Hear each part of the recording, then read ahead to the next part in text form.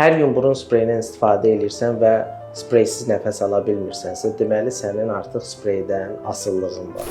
Bundan necə azad olmaq olar? Bu barədə bir neçə tövsiyələrim olacaq.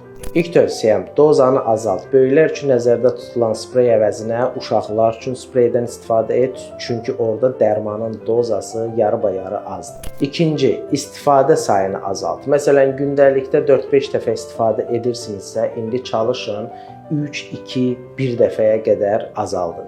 Üçüncü, dəniz suyu spreylərinə keçid et. Belə ki, dəniz suyundan da istifadə etdikdə burnunuzdakı tıxanlığı nisbətən aça bilərsiniz.